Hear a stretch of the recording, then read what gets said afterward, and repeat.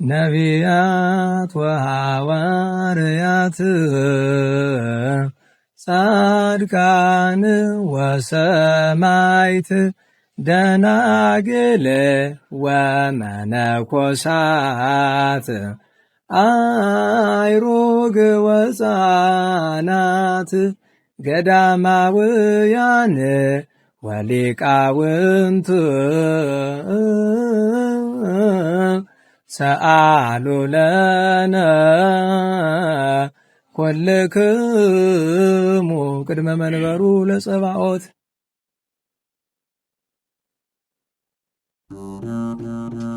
በስመ አብ ወወልድ ወመንፈስ ቅዱስ አሐዱ አምላክ አሜን። መጋቢት 22 ቀን የሚከበሩ የቅዱሳን በዓላት።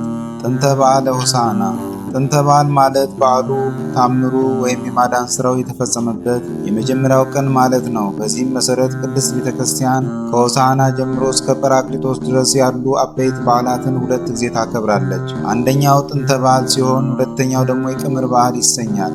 መሠረቱ የቅዱሳን ሐዋርያት ቀኖና እና የአባታችን የዲሜጥሮስ መንፈሳዊ ቀመር ነው። ስለሆነም ዓለም ከተፈጠረ በ5534 ዓመት የዛሬ 1974 ዓመት ልክ በዛሬዋ ቀን መጋቢት 22 ስም አጠራሩ ከፍ ከፍ ይበልና መድኃኒታችን ኢየሱስ ክርስቶስ በፍጹም ትሕትና በአህያዋና በውርንጫዋ ጀርባ ላይ ተቀምጦ ወደ ኢየሩሳሌም ወይም ቤተ መቅደስ ገብቷል። ታላቅ የምስጋና መሥዋዕትም ከመላእክት፣ ከሐዋርያት፣ ከሕፃናት፣ ከአረጋውያን፣ ከፀሐይ፣ ከጨረቃ፣ ከከዋክብት፣ ከቢታንያ ድንጋዮች በአጠቃላይ ከፈጠረው ፍጥረት ሁሉ ቀርቦለታል። ጌትነቱንም በገሃድ ገልጧል። ከበዓሉ በረከት ይክፈለን፣ እኛንም ለጣዕመ ምስጋናው የተዘጋጀን ያድርገን።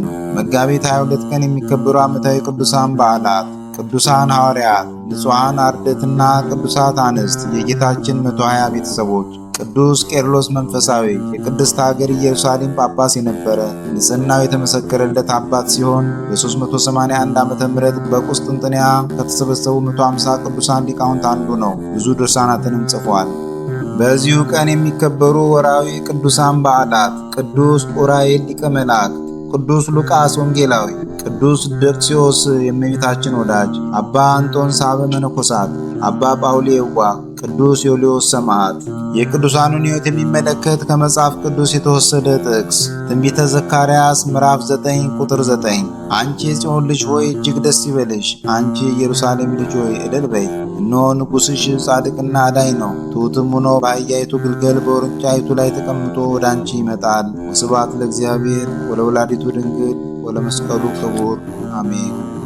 ዘአቅረብኩ አላፍ ቅዱሳንን አዘክሬ ምስጋናን አቀረቡልህ። እኒህ ቅዱሳን ዘወትር አንተን ያገለገሉ ናቸው።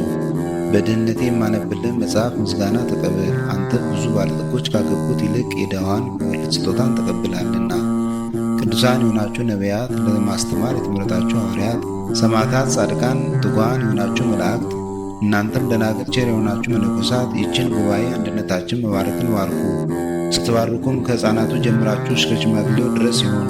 በብራና በወረቀት የጻፈውን ሊያስደርስ በገንዘብ ዋጅቶ ያጻፈውን አምኖ ያነበበውን ወደ ሌላ ልሳንም የተረጎመውንም በዝነ ልቦና አምኖ የሰማውን ከጠብ ከክርክር ከመከራ ከችግር በምትሰውር በእናቱ በማርያም ጸሎት ኢየሱስ ክርስቶስ ሁላችን አንድ ላይ ይማረን፣ ቅዱስ መንፈሱንም ይላክልን ከዛሬ ጀምሮ ለዘላለሙ ዳግመኛም እስኪመጣ ድረስ አሜን።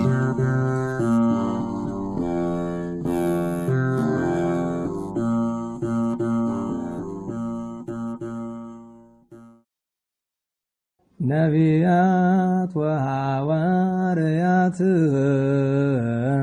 ጻድቃን ወሰማዕት ደናግል ወመነኮሳት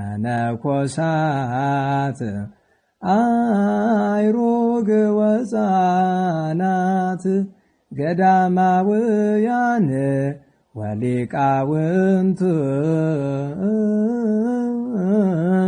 ሰአሉ ለነ